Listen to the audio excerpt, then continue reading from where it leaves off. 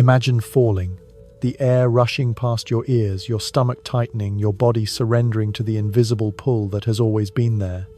Now imagine this: halfway through your fall, the pull vanishes. Not weakens, not fades, not gradually eases into silence, but vanishes, snapped away as if someone had cut the cord tying you to the universe.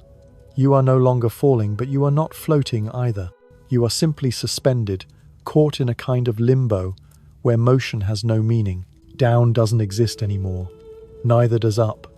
You are stuck in the stillness of nowhere, in a place that feels like an unfinished thought, a sentence cut short in the middle. That picture might feel like a nightmare, but it is also the perfect doorway into one of the most unsettling questions humans can ask.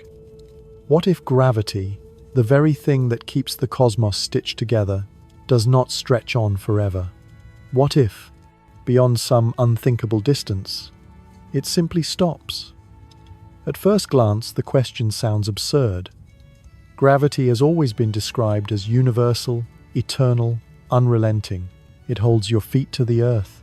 It spins the moon around us. It binds the sun and its planets into a delicate dance. And on the largest scales, it herds galaxies into clusters and clusters into filaments that stretch across the observable universe. Gravity, as far as anyone has ever told you, doesn't have an off switch. It is infinite, it is constant, it is everywhere. Or is it pause for a moment and let yourself sit with the unease of that possibility? If there was some horizon, some hidden boundary, where gravity's reach faltered and then collapsed into silence, the universe would not look like the place we think we know. Instead of an endless mesh holding galaxies together, the cosmos would have fractures like the seams of a fragile porcelain bowl. Things would fall apart, not slowly, not gradually, but in sudden and horrifying silence. Imagine two galaxies drifting apart, tethered only by gravity's thread. And then one day, as the distance between them grows, that thread simply dissolves. No gentle stretching, no warning, just gone. Each galaxy would slide into its own lonely abyss, forever cut off from the other. This idea is both ridiculous and terrifying because it forces us to stare directly into the face of an assumption we rarely question. For most of us, gravity is not something we think about at all. It is background invisible, always there. It is the reason your coffee mug falls instead of hovering. It is why you cannot jump into the clouds and stay there. It is the silent architect of every orbit, every collapse of gas into a star, every spiral arm of every galaxy. Without gravity, there is no structure, no planets, no light trapped in stars.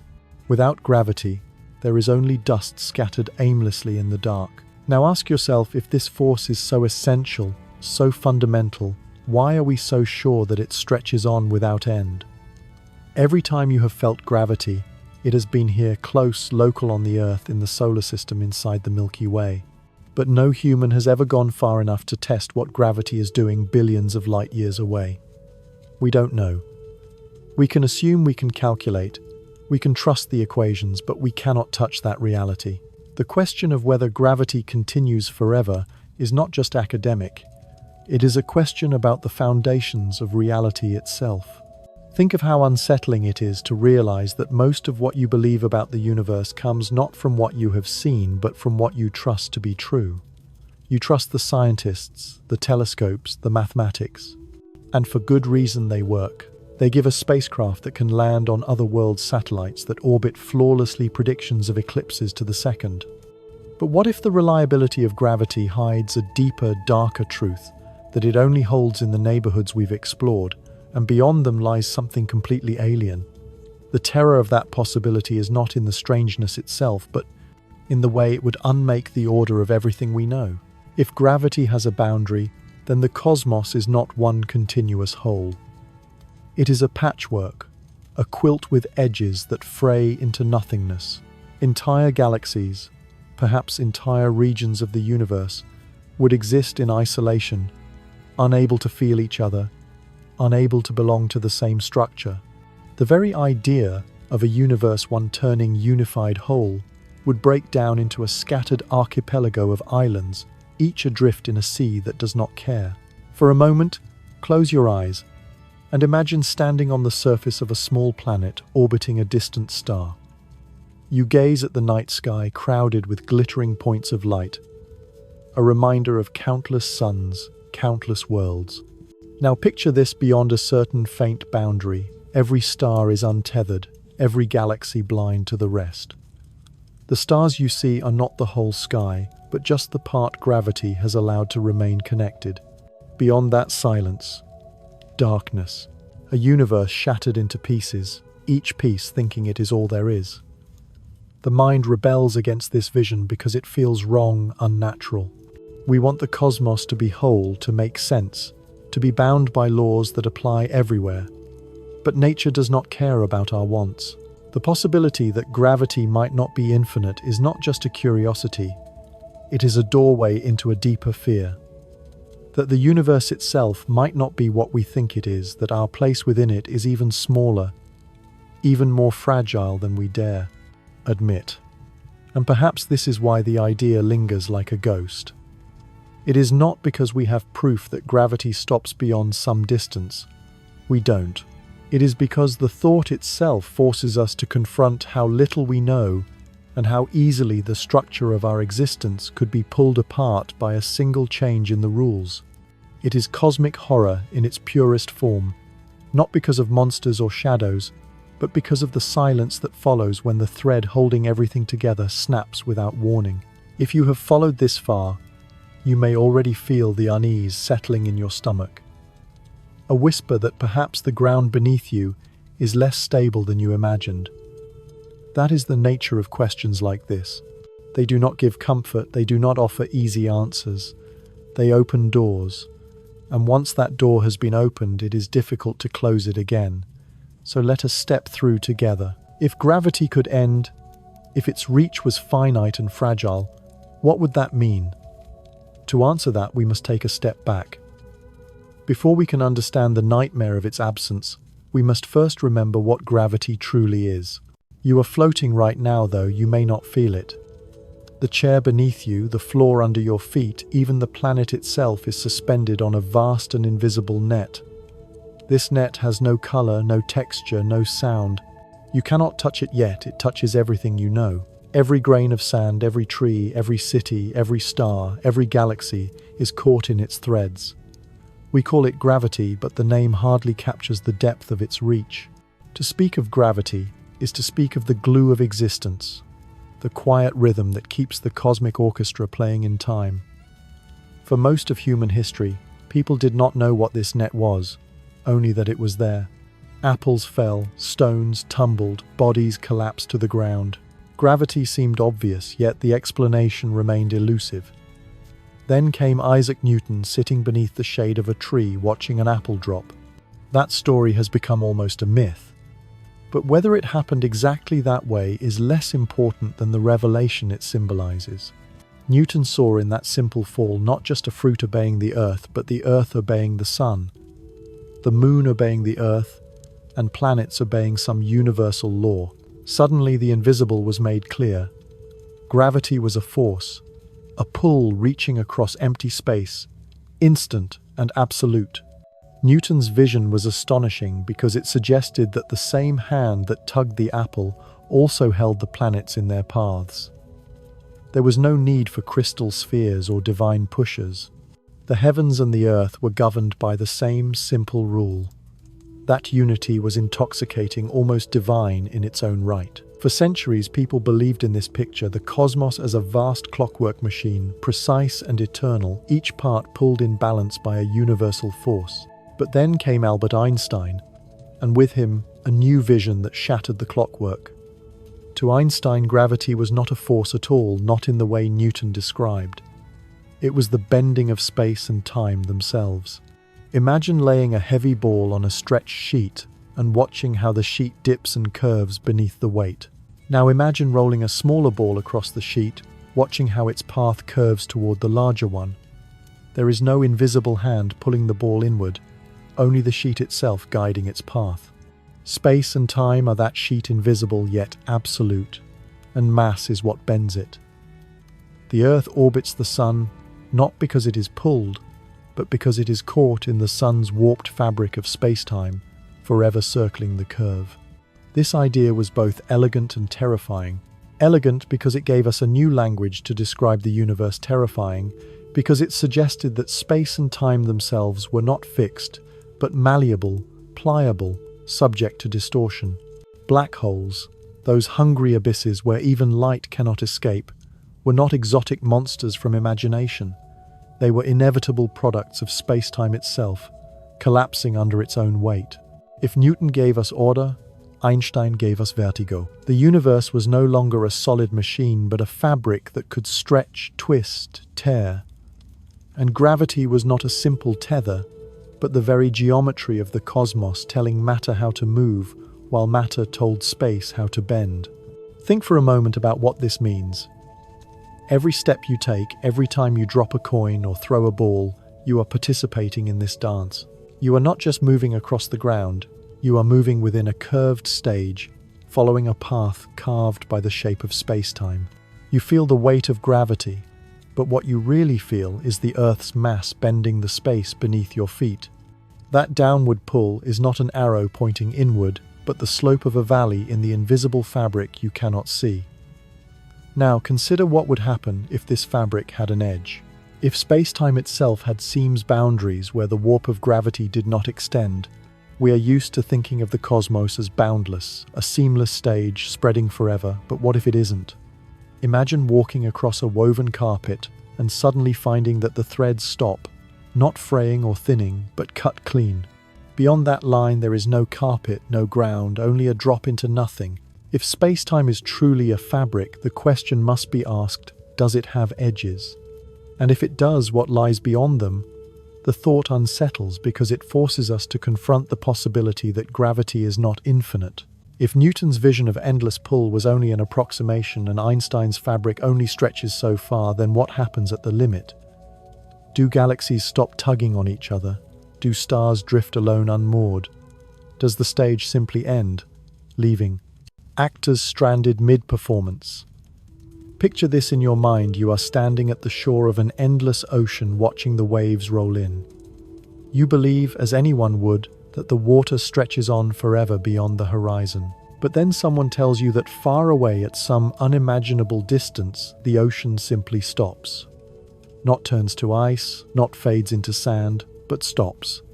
Beyond that point, no waves, no water, no sea, just emptiness. Suddenly, the horizon no longer promises mystery but a wall. That is the fear embedded in the question of gravity's limits, that the universe may not be boundless after all, but hemmed in by edges we cannot see. Pause here. Sit with the idea. It is easy to dismiss it as fantasy, but it is also easy to forget how many times human understanding has shifted beneath our feet. Once we believed the Earth was the center of everything, once we believed the stars were nailed into a dome above us. Then we learned the truth, and the truth was stranger, larger, colder. Each revelation has stripped away comfort, leaving us smaller in a vaster, more indifferent universe. Why should gravity itself be immune to such a revelation? And so the image lingers, an invisible net stretching across the cosmos, but perhaps not endlessly. Perhaps it frays or fades or cuts off into nothing. If that is true, then every orbit, every star, every galaxy is not just moving within a fabric, but skating dangerously close to its edge. The thought is dizzying, like realizing the ground beneath you might give way at any moment. If gravity truly is the conductor of the cosmic symphony, then to imagine its silence is to imagine the music collapsing. The instruments fall out of tune, the rhythm stutters, the harmony dissolves. Without gravity to bind them, stars and galaxies become solitary notes, drifting apart, never to meet again.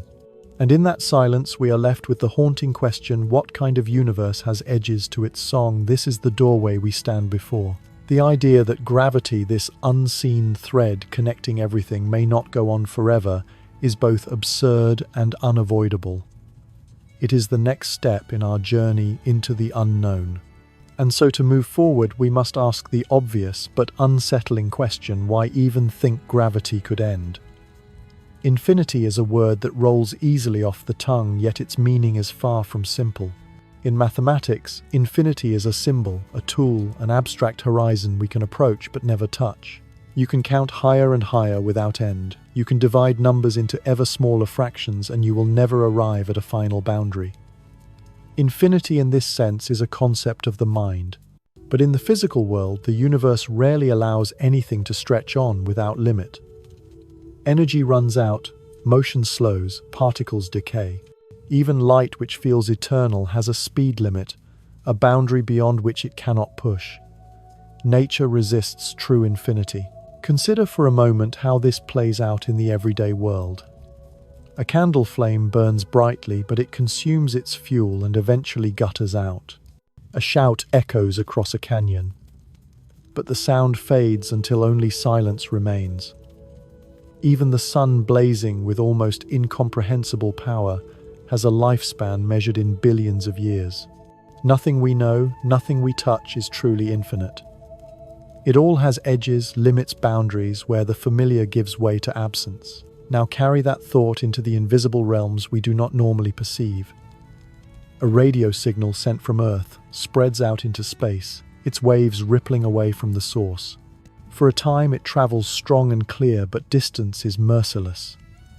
The signal weakens its strength, diluted across ever-growing spheres, until at last it dissolves into the hiss of the cosmic background. Our earliest broadcasts, the first human voices cast into the void, are now barely distinguishable from noise. Infinity falters because the universe swallows what we attempt to extend without end. If this is true for signals, for heat, for energy itself, why not for gravity? The thought unsettles because we are taught that gravity reaches across eternity, binding galaxies billions of light years apart. But what if this is simply another story we tell ourselves? A habit of mind that mistakes persistence for infinity?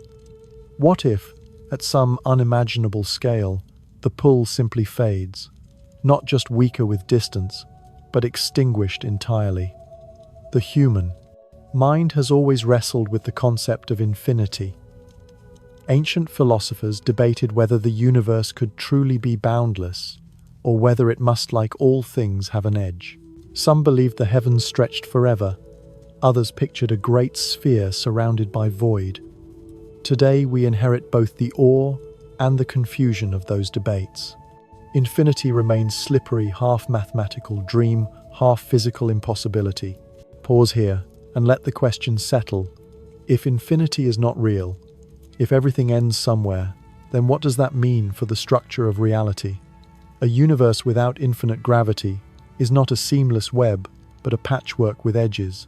It is a room, not an endless horizon. And the walls of that room, whatever form they take, are not yet known to us. There is something deeply haunting about the idea that even infinity could have a border. When you look up at the night sky, you may feel as though you are staring into forever. But perhaps you are only seeing to the limit of your reach, like a traveler lost in fog, believing the world to be boundless because the mist hides the cliff that lies ahead. This is not merely speculation. In physics, nearly everything we thought of as infinite has revealed its limits. Temperature once seemed unbounded until we learned of absolute zero, the coldest possible state. Speed appeared limitless until Einstein showed that nothing could surpass light. Even energy, which we once imagined could be recycled, endlessly degrades over time in the march toward entropy. Infinity is a mirage useful for calculation but rarely real in practice. If gravity shares this fate, then the implications are staggering. It would mean that the great cosmic web of galaxies, the filaments stretching across billions of light years, is not a single continuous structure, but rather a network with an outer edge. Beyond some unseen distance, the threads unravel. The universe would no longer be a boundless expanse, but an architecture with boundaries, as though existence itself were housed in a container. Imagine walking through a cathedral so vast you cannot see its walls. For hours, for days, you believe it has no end. But eventually your footsteps echo differently, and you find yourself before a stone wall that proves the cathedral does indeed stop. That discovery does not make the space smaller, but it makes your perception of it more fragile. You realize you were never in infinity at all. You were inside a structure, and structures can end, collapse, or be left behind. Take another moment to let that thought breathe. If gravity ends, then our place in the universe is not only small but confined. We are not floating in an endless sea but in a bounded chamber whose limits we cannot yet see. That realization is more than scientific, it is philosophical, even spiritual. It means that what we call the cosmos might not be the ultimate reality, but only one section of something larger, something stranger. And yet, if infinity has limits, does that not also mean that the horizon can be approached, tested, perhaps even crossed? Human curiosity has always pushed against walls, against edges, seeking to know what lies beyond. If the universe has a border where gravity dies, then perhaps beyond that border lies a realm of different rules, a place where the scaffolding of reality is rewritten. The fear of such a possibility is cosmic horror at its purest. But alongside fear is wonder, because an edge is not only a stopping point, it is also a doorway. To find the end of infinity is to discover a new beginning, one that challenges everything we thought we knew. And so the question lingers like a quiet echo. If infinity is not real, if even gravity must bow to a limit, then what does that make of the universe we inhabit? It transforms it from an infinite void into a structure with boundaries, walls, hidden in darkness, edges concealed by distance. It transforms us from explorers of the endless into inhabitants of a finite space, fragile and temporary, yet capable of gazing at the walls and wondering what lies beyond them. This is where cosmology steps in, carrying the weight of such questions. To understand whether infinity can truly exist, we must look at how the universe itself expands, how it stretches its fabric, and what that stretching means for the fate of everything within it. The search for infinity's edge is not only a question of mathematics, but of destiny. And destiny, as we are about to see, is written in the expansion of the cosmos itself. The universe is not still. It is not a frozen tapestry with stars and galaxies locked in place like jewels on velvet. Instead, it breathes, it swells, it stretches. Every moment, every second that passes, the cosmic fabric unfurls just a little more, carrying with it galaxies, nebulae clusters, and dark matter, as though they were tiny boats drifting on an invisible tide. This expansion is not like an explosion from a center, despite the name we give it, the Big Bang. Rather, it is space itself pulling apart every region of the cosmos, distancing itself from every other. It is a strange truth, and perhaps one of the most counterintuitive discoveries in science, that there is no single point from which everything moves outward. From wherever you stand, whether on Earth or on a distant world orbiting an alien star, it will appear that the universe is stretching away from you in every direction. The galaxies retreat like faint lanterns, carried farther and farther down a dark road, not because they are racing through space, but because the very road beneath them is lengthening. At first glance, this expansion seems almost gentle, like dough rising in an oven or ripples spreading across a pond. But the scale defies imagination. Galaxies, millions of light years apart, are being pulled away from one another faster than light itself can bridge the growing chasm. This is not a violation of Einstein's speed limit, for nothing is traveling through space faster than light. Instead, it is the space itself that stretches, carrying galaxies with it, and that stretching has no speed limit at all. This idea carries with it a profound and unsettling consequence. There are galaxies so far away that their light, no matter how long it travels, will never reach us.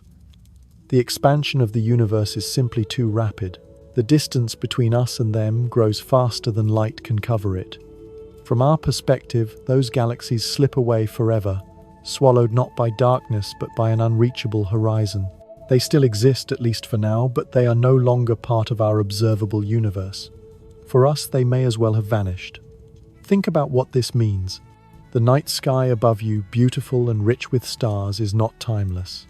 It is a fleeting snapshot, a momentary glimpse of neighbors we can still see before they are carried out of view. Every second, more galaxies cross that invisible line, retreating beyond the edge of observation.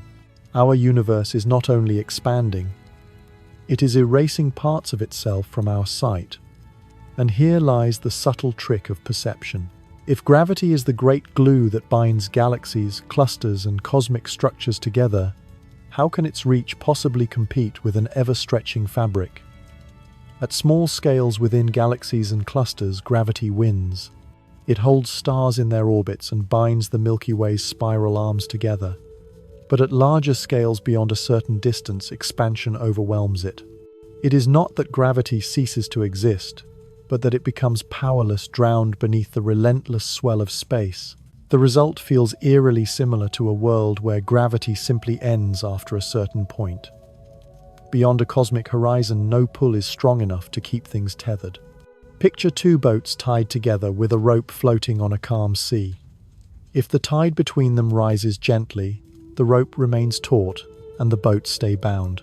But if the tide swells too quickly, the rope can no longer hold the boats drift apart despite their connection. This is what cosmic expansion does to gravity. It does not sever the rope itself, but it stretches the sea so drastically that the rope may as well not exist. Now, extend this thought outward to the entire cosmos. The great cosmic web. We imagine a vast network of filaments linking galaxies like threads in a colossal spider's web, is in truth fragile, its bonds threatened by the restless stretching of space.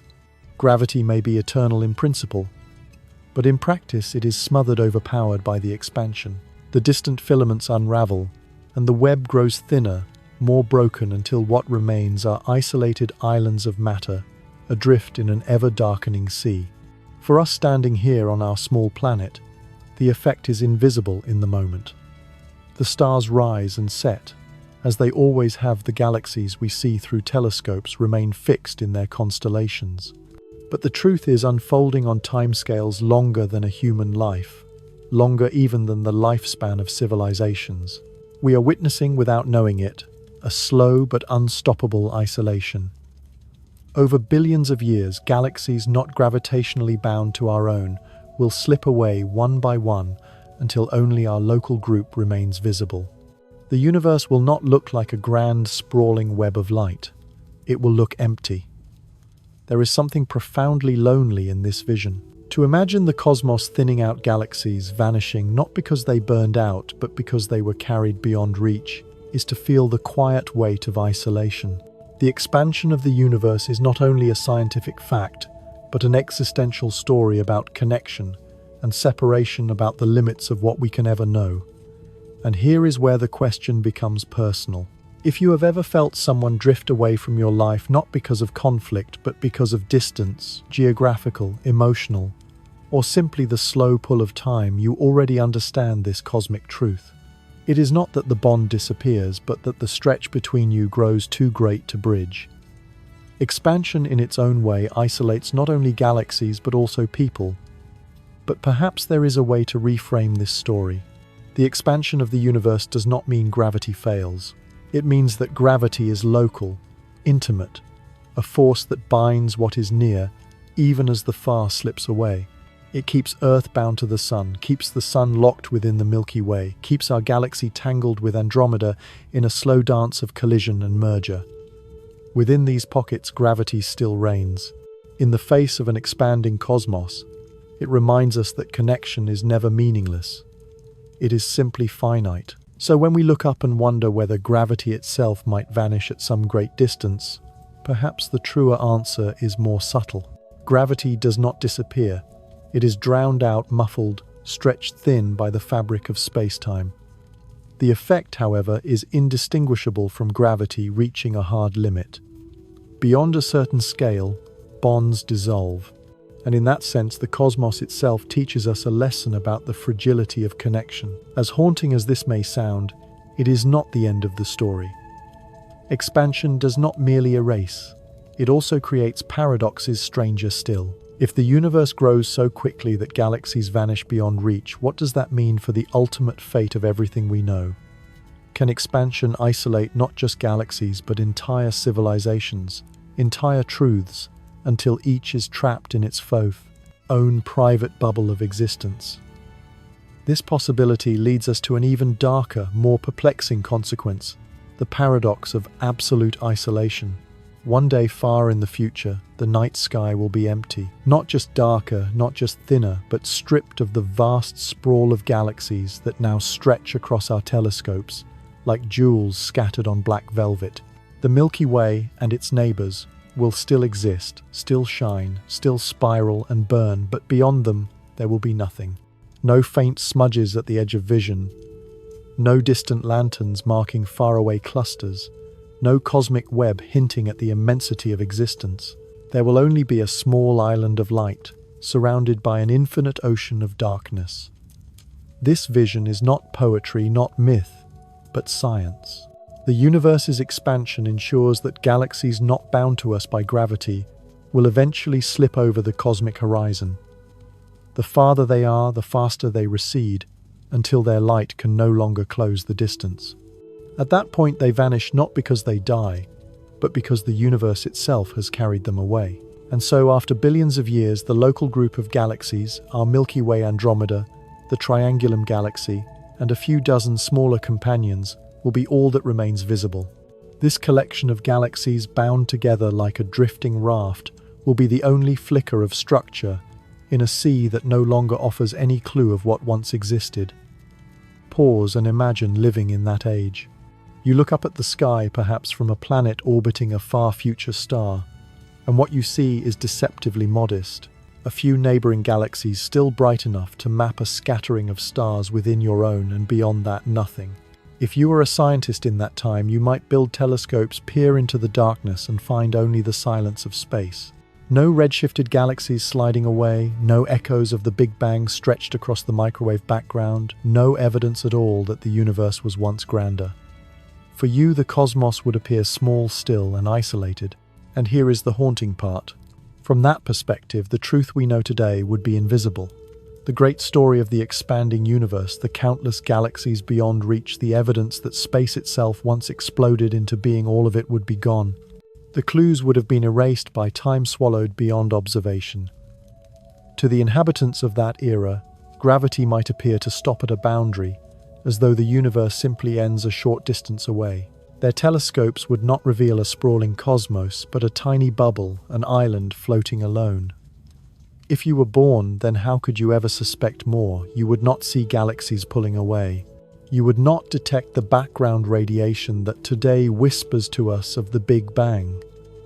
You would not measure the expansion rate, because by then, expansion would have carried its evidence too far. In your view, the cosmos would always have been what it is, small, finite, and quiet. You might even conclude that it was eternal and unchanging. In short, you would live within an illusion, a cosmic stage set that hides the real story. This thought cuts deeply because it forces a question upon us. What if we right now are also trapped within such an illusion? We take pride in what we see in the galaxies, mapped the cosmic microwave background, measured the large-scale structure revealed by surveys. But perhaps these are only the truths available to us in this brief cosmic moment. Perhaps the universe holds layers of story we cannot see, not because they do not exist, but because the horizon of observation hides them. Think of standing on a beach at night. You hear the waves, you see the foam glowing faintly in the starlight, but beyond a few dozen yards the ocean merges with the dark. You know the sea is vast, but your senses cannot confirm it. The sky of the far future will be like that, but worse, even the faint glow of the waves will be gone. The ocean will feel like a small pond, and its true size will remain forever out of reach.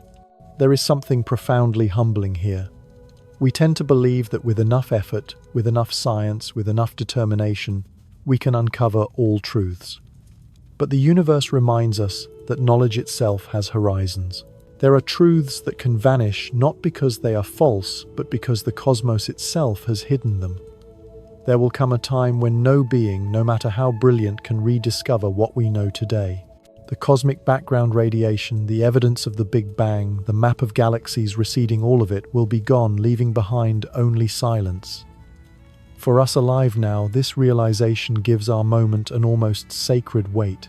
We are among the lucky ones who live in an age when the universe still reveals its hand. We can still measure the faint glow left from the birth of everything. We can still watch galaxies flee into the dark, still piece together the evidence that space is not static but alive. If we fail to look, if we fail to listen, if we take this moment for granted, the knowledge we lose will never be regained. But there is another layer of meaning, one closer to the heart. Imagine again those future scientists staring into an empty sky, convinced their universe is small. They would be right in their own frame of reference, yet they would also be profoundly wrong. Their truth would be limited by what they could see. How different are we really? Are we so sure that what we see today captures the whole of existence? Or could we too be staring at an incomplete picture, a stage whose curtain hides most of the play? This thought can be unsettling, but it can also be liberating. It reminds us to hold humility alongside curiosity, to recognize that the sky we love is not a fixed truth but a shifting window, to remember that science is not the cataloging of final answers but the art of asking questions within the narrow band of what is visible. And perhaps most importantly, it reminds us that wonder is not only found in what we can see, but in the awareness that there is always more just beyond reach. So picture that future sky again. Black, silent, bare of galaxies. Only a lonely cluster of stars and their orbiting worlds adrift in darkness. That sky will tell its inhabitants a story of isolation of a universe that is small and self-contained. But we living now know a different story. We know the vastness, the expansion, the countless galaxies receding into the dark. And the question hangs before us like a star. Could it be that even our story is only a fragment of the truth? Could it be that we too are living inside a cosmic illusion? Your eyes, for all their beauty and complexity, are blind to most of the beat. Universe, even with the help of telescopes, detectors, and instruments built with exquisite precision, humanity can see only a fragment of what is really out there. The night sky may look endless, filled with stars that seem to stretch into eternity, but in truth that vision is bounded.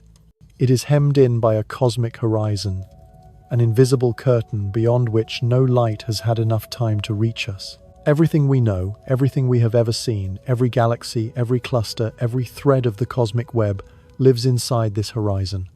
And beyond it, we can only guess.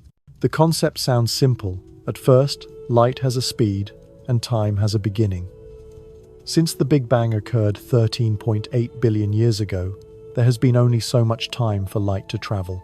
That distance multiplied by the speed of light defines the boundary of our observable universe.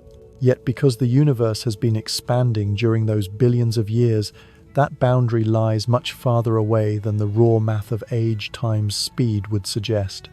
In fact, the edge of the observable universe is now more than 46 billion light-years distant.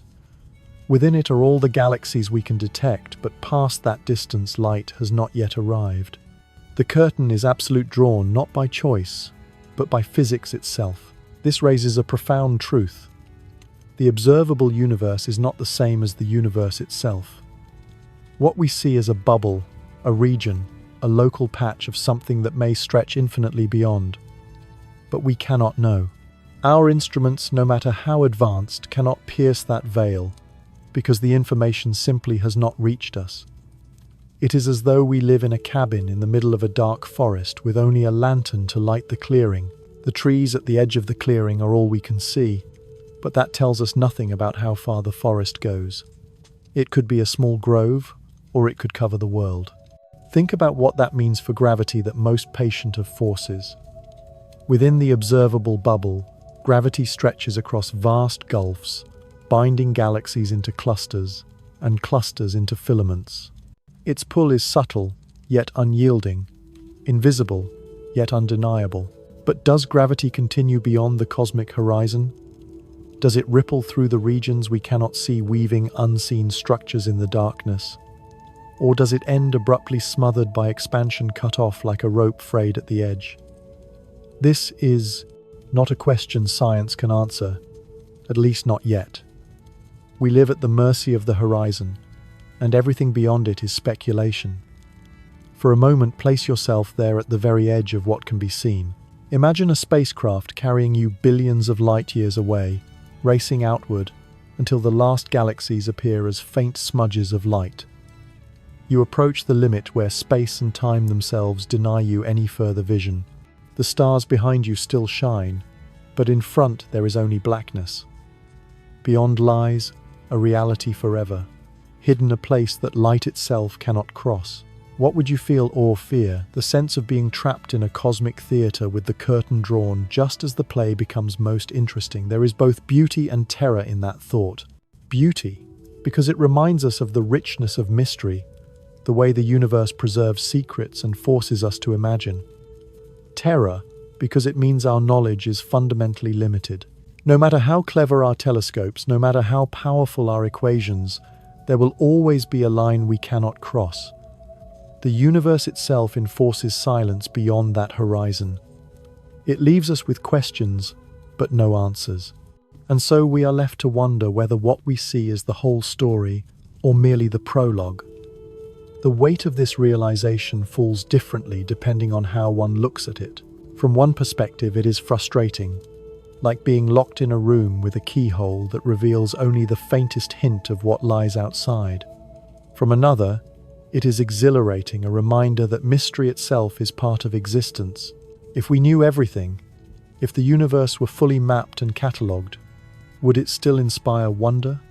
Or is wonder inseparable from not knowing, from standing at the edge of knowledge and peering into darkness?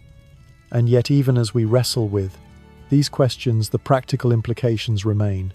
The fate of the cosmos, the structure of space-time, the nature of reality, each hinges on what happens beyond our horizon. If gravity continues forever, then the universe may be an endless web repeating patterns across infinite scales. If gravity fades, if the threads are cut, then the cosmos may be fragmented, finite bounded.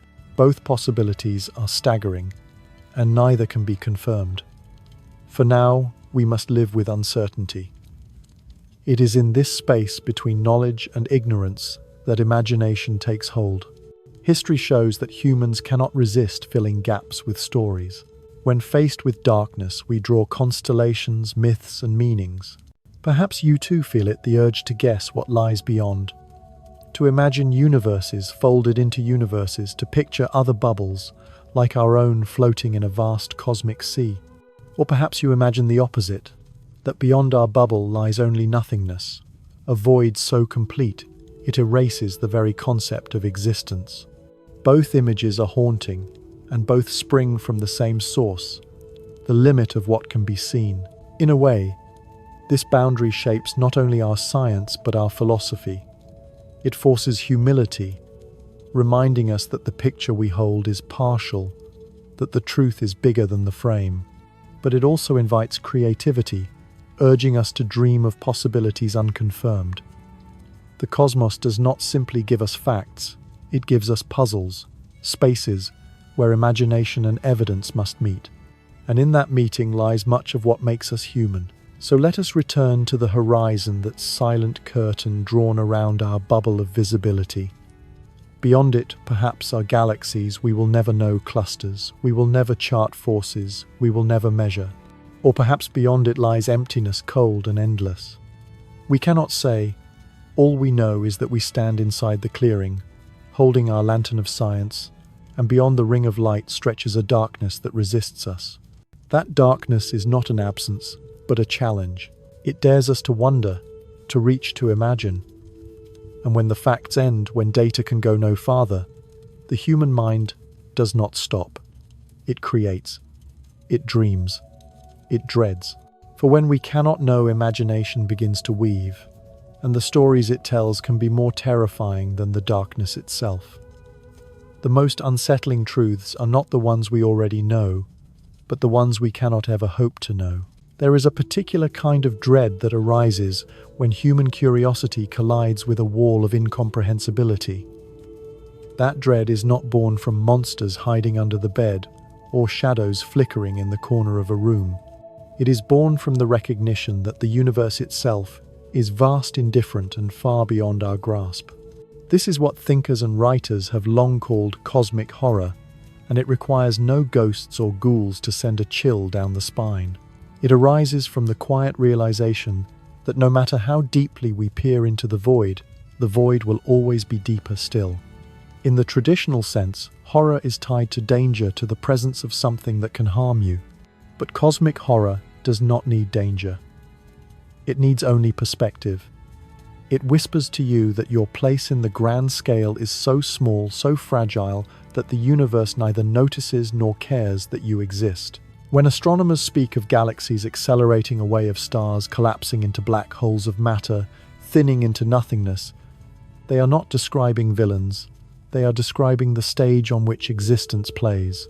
And that stage is incomprehensibly large. The more you understand it, the more it seems to strip away the comforting illusion that human life sits at the center of something meaningful. The idea that gravity itself could have limits, that it could thin out into nothing beyond some unreachable horizon, feeds directly into this sense of dread. Imagine for a moment that space is threaded together by gravity's invisible hand, and then imagine that hand releasing its grip at some vast distance. Beyond that point, structure collapses into meaninglessness. It is not so much that gravity has stopped working, but that the fabric of space-time has stretched it until it snaps. That image alone forces dissolving into silence. Connections cut by a universe that refuses to hold them feels like something torn from the pages of cosmic horror. It is not hard to see why such ideas strike a nerve. Humans crave coherence. We tell stories, draw maps, trace causes and effects, all in the hope of making sense of our surroundings. Gravity, for all its mystery, at least offered a sense of continuity. It tied everything together, from apples falling to planets orbiting, from galaxies swirling to black holes consuming. But the possibility that even gravity is not infinite, that its reign may be only local and fragile, is like realizing the ground beneath your feet does not extend forever, but stops abruptly at the edge of a cliff. The cliff is not visible, not reachable, but it is there, lurking just beyond what you can see. This is the essence of cosmic horror. Not the presence of some monstrous being, but the absence of certainty, the recognition of boundaries that cannot be crossed. When you look up at the stars, you are not just seeing light, you are seeing history. And yet that history is incomplete. Whole chapters are missing, ripped from the book by the passage of time and the expansion of space. What lies beyond the horizon remains invisible. What happens to gravity beyond that line remains unknowable. The universe itself becomes like a black hole, not in the literal sense, but as a metaphor, swallowing our questions into a darkness that will never return answers. There is something haunting in the thought that knowledge itself could be devoured. You might picture it as a massive invisible maw that consumes not matter or energy, but meaning. Every theory, every equation, every observation tumbles into it, and at the event horizon of comprehension, all attempts at understanding are shredded into nothing. This is the black hole of knowledge, the place where curiosity falls silent, not because it has failed, but because it has been outpaced by reality itself. And so the cosmos begins to feel alien. The galaxies, beautiful as they are, become more like mirages, slipping further away the longer we chase them. The darkness between them grows, swallowing the bridges of gravity that once connected everything. What remains is a landscape so vast, so indifferent, that human significance shrinks into near nothingness. For many, this realization is paralyzing. It evokes the same shiver one feels standing at the edge of the ocean at night, staring into black waves that seem to stretch forever, knowing that beneath lies a depth that could swallow you whole without hesitation. Yet it is important to note that this horror does not come from hostility. The universe is not cruel, it is simply indifferent. It does not plot against us, it does not seek to frighten us, it does not even notice us. And perhaps that is the most terrifying fact of all. A hostile universe could be fought, resisted, maybe even reasoned with, but an indifferent one cannot. It simply goes on expanding, unraveling, erasing while we cling to a tiny world in a thin sliver of time. If you pause for a moment and truly let that thought sink in, you might feel the ground shift beneath you. You might realize how small you are, how fragile our little world is, how improbable it is that you are here at all reading these words. It can be overwhelming, even suffocating. And yet in that very suffocation there is also a spark of clarity. For if the universe does not notice us, then the stories we tell, the meaning we create are ours alone. They are not handed down from the stars. They are forged in the darkness by human minds refusing to go silent. Cosmic horror, then, is not just about fear, it is about recognition. It forces us to face a reality stripped bare of comforting illusions. It strips away the idea that the cosmos must care, must hold meaning, must be accessible. And in doing so, it leaves us with a choice. We can recoil, terrified at the thought of a cold and empty reality, or we can accept it and push forward, creating meaning where none is given. The abyss, after all, may not return our gaze, but that does not mean we must stop looking. Perhaps this is why such ideas, as chilling as they are, continue to fascinate. They act as mirrors, reflecting back the deepest fears and the deepest strengths of the human spirit. They remind us that while we are small, we are also stubborn. Even when faced with silence, we continue to ask questions. Even when faced with indifference, we continue to care. Even when faced with boundaries we cannot cross, we continue to imagine what lies beyond them. So let the thought linger for a moment. Imagine the universe as a vast, indifferent sea stretching beyond sight, swallowing every attempt to map its farthest shores. Imagine gravity itself thinning into silence, the familiar rules dissolving at the edges. Imagine the darkness, not as a place of safety or danger, but as a place that simply is vast and unknowable. And in that image you may feel both terror and awe, despair and wonder, a mixture that only the cosmos itself can inspire.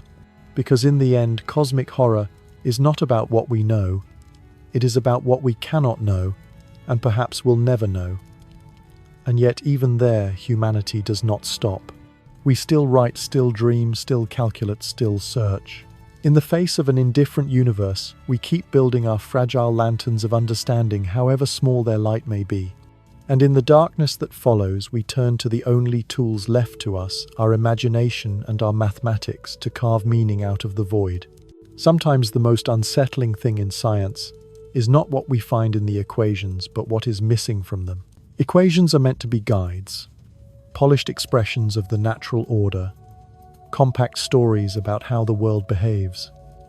They have the elegance of poetry, but also the bluntness of rules.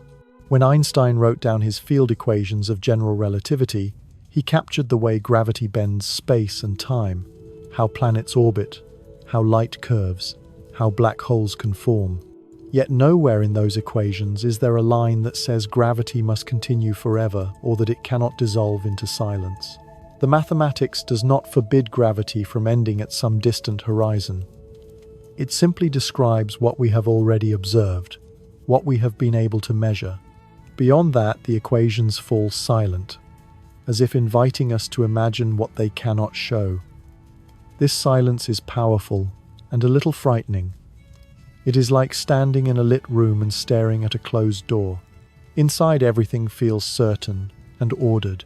Outside in the darkness, anything could exist, and the door refuses to tell you what. Our models, as refined and sophisticated as they are, remain rooms we have built inside the universe. They fit the data we have, they answer the questions we can test, they predict what we can confirm. But outside the walls of that room, there is only mystery. Mathematics has always carried this dual role. It illuminates, but it also casts shadows. By giving us clarity within a limited scope, it exposes just how much lies beyond that scope. When scientists build cosmological models, they are constructing sandboxes, carefully drawn out spaces, where the rules of physics play together without contradiction.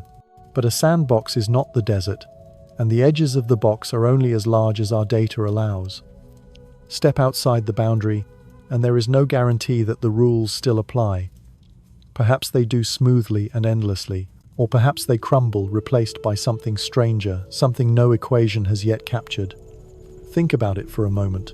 When you see an equation written in a physics paper, it looks complete, final, carved in stone.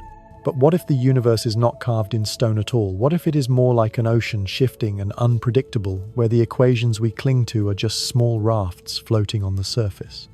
They work where they float, but they may not work everywhere. If you were to drift too far into waters no one has charted, your raft might fall apart beneath you. That thought alone is enough to send a shiver down the spine of anyone who has ever trusted mathematics to be absolute. And yet, this is the paradox of science. The very tools that bring us closest to truth also remind us of its distance. Each new equation, each refined model, is like a lantern shining into the dark. It makes one patch of the cosmos visible, while simultaneously reminding us of the vastness of what remains unseen.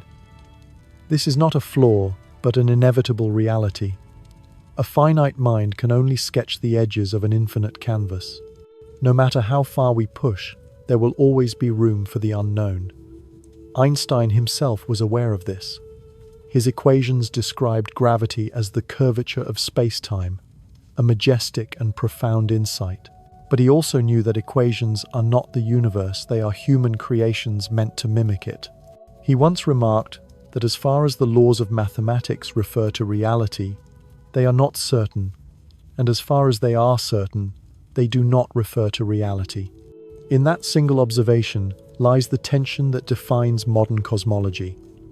We trust our models, yet we know they are incomplete. We extend them into realms we cannot test, yet deep down we recognize that such extensions are only educated guesses, not guarantees. There is something haunting in this recognition. Imagine living billions of years from now in a universe where all but a handful of galaxies have disappeared beyond the cosmic horizon. Astronomers of that distant age would look up and see only a quiet island of stars. They might write equations to describe what they see, equations that fit perfectly with their limited sky. But those equations would be blind to the true vastness of the cosmos, just as ours might be blind to truths that lie beyond our observational reach today. Their reality would be consistent, coherent, and utterly incomplete. And so might ours. If you pause here, you may feel a small flicker of unease. How many of the things we think of as solid truths are only temporary scaffolds, valid only within a certain boundary? How many assumptions have we built into our models without realizing it, simply because our data does not stretch far enough to challenge them? It is a sobering thought, one that forces humility. The equations work, but they may not work forever. They may not work everywhere. But there is another way to see this one less bleak. The gaps in the equations, the silences in the mathematics, are not just signs of limitation. They are also invitations. They beckon us to look further, to imagine, to search. The unknown is not a dead end, it is a horizon. Every time we discover the limits of our models, we also discover the frontier of our next adventure. What seems like a void today may tomorrow become a breakthrough. Still, the psychological effect of these gaps cannot be ignored. They stir something ancient, something primal, the same fear that once haunted our ancestors when they stared into dark forests at night, aware that their torches lit only a few feet ahead. Beyond that, anything could be lurking. Today, our forests have become galaxies, our torches, equations, but the feeling is the same. We have mapped the clearing, but the wilderness stretches endlessly beyond it. And it is in that wilderness that our curiosity meets its greatest test. For some, this uncertainty is exhilarating. For others, it is terrifying. And perhaps it should be both. To recognize the boundaries of our knowledge is to feel small, but also to feel alive. There is a peculiar thrill in knowing that the universe has not yet surrendered all its secrets, that there are still mysteries vast enough to humble us. It means there will always be something worth chasing, worth asking, worth imagining. So the equations stand beautiful and fragile, like stained glass windows in a cathedral of thought. They let the light through, but they do not reveal the entire sky. They guide us, but they do not define the universe. And sometimes in the spaces between the symbols, in the silence that lingers beyond their reach, we glimpse something even more profound than knowledge itself, the immensity of what we cannot know. And it is precisely in that immensity that science takes its next step, not away from the dark, but deeper into it. Because if the missing pieces are unsettling, the next discovery is even more so. Beyond the gaps in our equations, beyond the silence of our models, lies a concept far darker, far stranger, and far more powerful than anything we have yet imagined: the mystery of dark energy. There is a strange ghost moving through the cosmos, invisible and untouchable, yet powerful enough to shape the destiny of everything that exists. Astronomers call it dark energy, but the name is little more than a placeholder, a label meant to hide our ignorance behind two familiar words. No one knows what it truly is. We cannot see it. We cannot touch it. We cannot bottle it up in a laboratory and measure its properties the way we measure electricity or magnetism.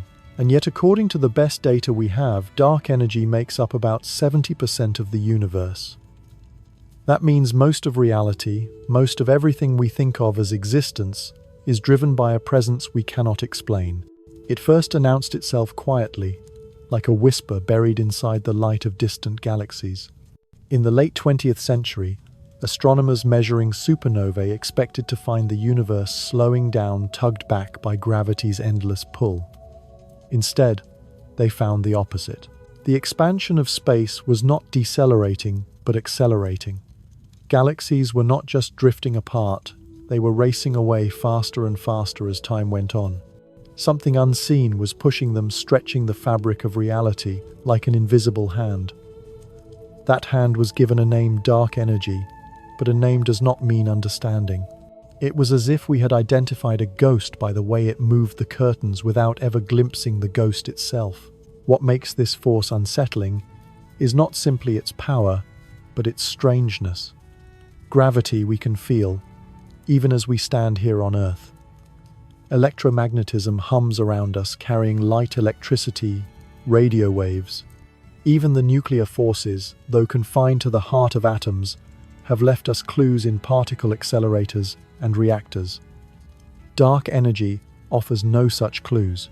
It does not clump, it does not radiate, it does not interact in any way we can detect, except through the vastest stage possible, the expansion of the cosmos itself. In that sense, it is the most theatrical of forces, performing only on the grandest scales while remaining silent and invisible everywhere else. Think about that for a moment. 70% of the universe is driven by a phenomenon we cannot probe directly. Imagine living in a house where most of the rooms are locked, the walls shifting subtly over time, and you can only guess what is behind those doors by the way the floors creak. That is our position in the universe. We see galaxies rushing apart, the distance between them swelling at an accelerating pace, and we infer that some hidden pressure is pushing them. But beyond that inference lies nothing solid, only questions stacked on questions. Some scientists speculate that dark energy might be a property of space itself, a kind of built-in energy woven into the very geometry of the cosmos. Others suggest it might be a field, something dynamic that changes over time, perhaps destined to vanish or intensify as the eons pass. Still others wonder if we are even asking the right question. What if it is not a force at all, but a sign that our understanding of gravity itself is incomplete? What if the universe is not expanding faster because something is pushing it, but because our equations are missing a deeper rule? The unsettling beauty of dark energy is that it blurs the line between science and mystery. On the one hand, it fits neatly into our models as the driver of cosmic acceleration. On the other, it refuses to reveal its nature, leaving us with a picture that is both precise and incomplete. We can measure its effect with astonishing accuracy, but we cannot tell you what it is. It is as though the universe is playing a trick, offering us numbers without meaning, answers without explanation. And perhaps this trick extends deeper than we realize. Remember the unsettling idea that gravity might appear to fade away at great distances as though it stopped after some horizon. What if that sensation is not gravity failing, but dark energy overwhelming it? From our perspective, galaxies, beyond a certain distance, might look as though they are slipping from our grasp, their connection to us severed. In truth, they are not breaking the rules of gravity, but being carried away by a stronger, invisible current. To us, it feels like gravity is missing. To the universe, it is simply a new balance of forces with dark energy in command. If that is true, then our cosmic loneliness is not an accident, but a consequence of this hidden force. The fading of galaxies, the isolation of our future cosmic island, the emptying of the skies, all of it may be the handiwork of dark energy. Imagine that. The most profound transformation of the cosmos dictated not by something we see, but by something we cannot even name with certainty. For us standing here in the early universe, still blessed with the sight of countless galaxies, the thought is both humbling and terrifying. We live at a privileged moment, a fleeting era, when the cosmos is still visible in its grandeur. Billions of years from now, observers will not see the accelerating expansion as we do. They will not even know galaxies once filled the sky. Dark energy will have erased the evidence, rewritten the canvas of the night, and left them in a smaller, lonelier universe. The story of cosmic acceleration will be lost, and they will live unaware of the truth. That thought should stir something in you.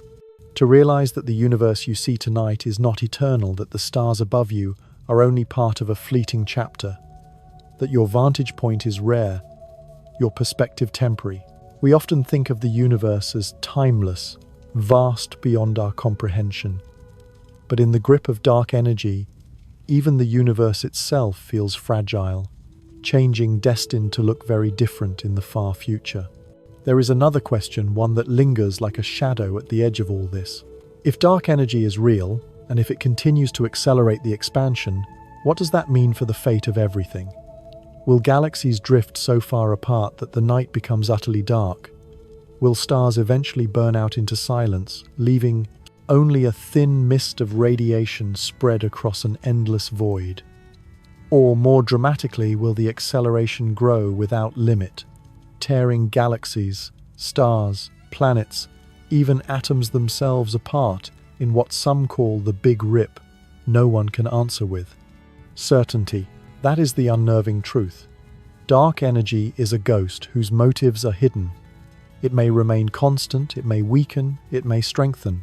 The universe may coast gently into eternity or collapse into catastrophe. The equations, as precise as they are, cannot tell us the ending. And so we are left with a strange mixture of knowledge and ignorance. We know the expansion is accelerating, but we do not know why nor how it will conclude. For some, this is the very heart of cosmic horror, the reminder that the universe is not obliged to reveal its secrets, that we are characters in a story we cannot read to the end. For others, it is a call to wonder, a reminder that the greatest mysteries are still unfolding above us, waiting for the next generation of curious minds to chase them. Which way you lean toward dread or toward awe depends on how you choose to face the unknown. So the ghost of dark energy lingers, stretching the cosmos, shaping its destiny, keeping its secrets. It whispers through the expansion of space, through the galaxies, racing away through the silence of the night sky. And though we cannot see it, we live in its shadow every moment. The question that remains one that echoes through every thought about dark energy is as simple as it is unsettling. If this invisible force rules the universe, then how in the end will the universe itself come to an end? The end of the vast universe is not likely to be a fiery explosion or some cataclysm we could see coming with the naked eye. More likely it will be silence. Not the silence of a paused breath waiting for a sound to return, but the silence of something that has vanished, leaving no possibility of echo. When cosmologists peer ahead into the deep future, they imagine several possible endings, each stranger and more haunting than the last. These visions are not born from myth or religion, but from the cold equations of physics, from the same mathematics that explains why stars shine and why galaxies hold together. And yet, despite their scientific foundations, these endings feel like stories of cosmic horror, each reminding us that the universe does not need to care about our presence to carry out its fate. One of the most widely discussed scenarios is the Big Freeze, sometimes called heat death.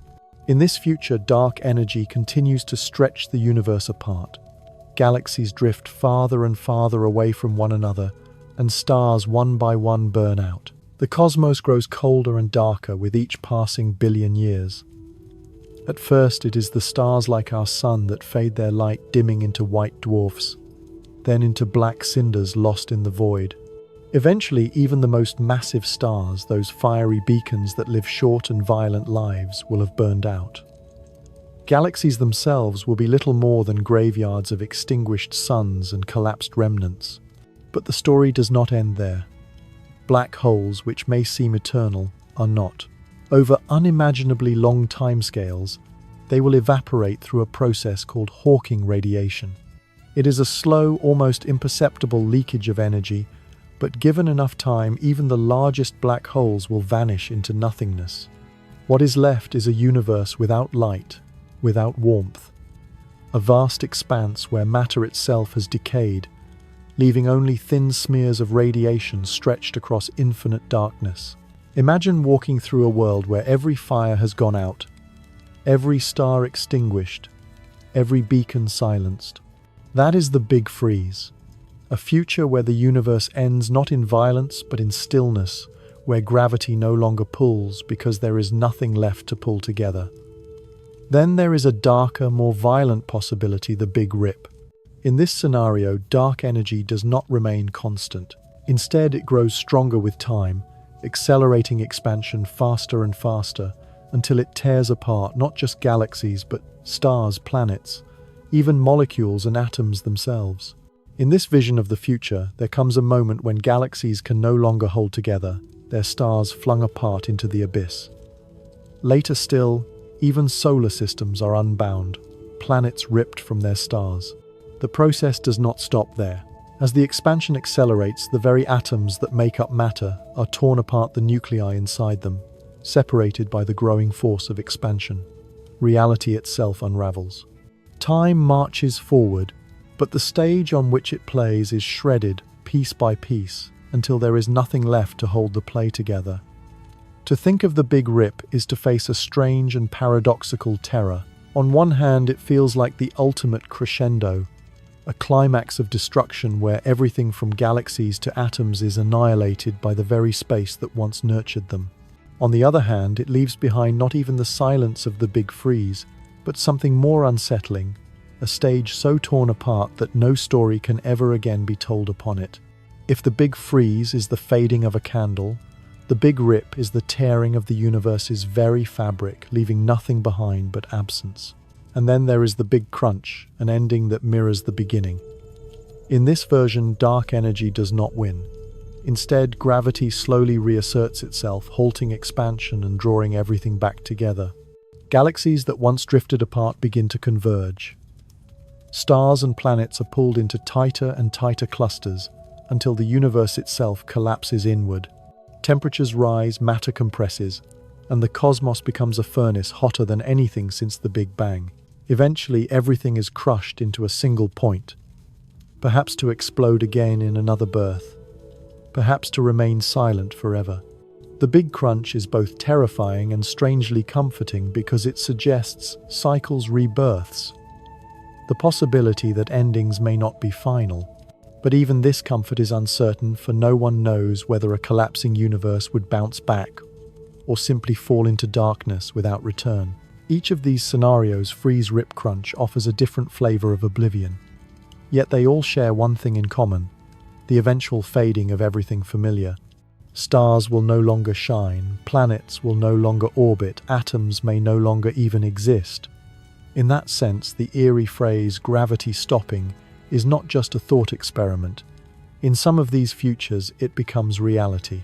If there are no stars to bind, no galaxies to hold together, no atoms to cling to themselves, then gravity is reduced to an echo of what it once was. It is not that the force disappears, but that there is nothing left for it to act upon. The universe would, in the end, become a place where nothing pulls on anything because there is nothing left to pull. Now pause here and think about the sheer timescales involved. Human lives are measured in decades, civilizations in centuries, planets in billions of years. The futures described above unfold across trillions, quadrillions, even longer. They stretch so far ahead that numbers lose their meaning. And yet here we are in the brief flicker of time, when stars still burn, when galaxies still shine, when the night sky still offers its radiant canvas. To recognize how temporary this is should awaken both humility and awe. We are creatures living in the golden age of the universe, an age when existence still burns brightly before the inevitable dimming begins. Perhaps this is why such visions of cosmic fate resonate so deeply with us. They remind us of our fragility, our fleeting nature, our smallness in a cosmos that does not revolve around us. But they also sharpen the beauty of what we do have. To look up at the stars tonight, knowing they will not shine forever, is to see them with new eyes. Their brilliance is not just light, but defiance against the inevitable cold. Their warmth is not just physics, but a gift we are lucky enough to witness in our short span of being. So what should you do with this knowledge? You could let it weigh on you, pulling you into despair, convincing you that nothing matters if the universe itself will end. But you could also turn it the other way. You could let it magnify the wonder of existence, reminding you that every moment of warmth, every flicker of starlight, every heartbeat is precious precisely because it is temporary. Meaning does not have to come from eternity. Sometimes it comes from knowing how fragile and fleeting life is, and choosing to live fully in spite of that.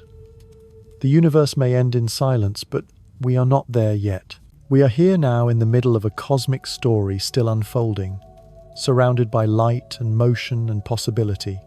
And while the stars burn, while galaxies still race across the dark, while the equations of physics still allow us to ask questions, we have the chance to search for meaning. That search, fragile and human as it is, might be our answer to the darkness.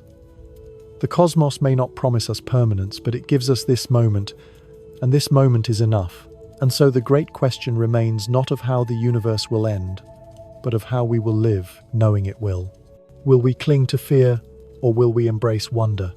Will we shrink from the void, or will we find courage in the face of it? The universe will choose its ending in silence, but before that silence comes, we still have the chance to speak, to ask, to dream, to live. And that, in the end, might be the greatest defiance of all. There is a peculiar moment that arises when one confronts the scale of the universe. You sit beneath the night sky, perhaps on a quiet evening, and as the stars come into view, the first sensation is awe. But quickly, almost inevitably, awe is accompanied by something darker.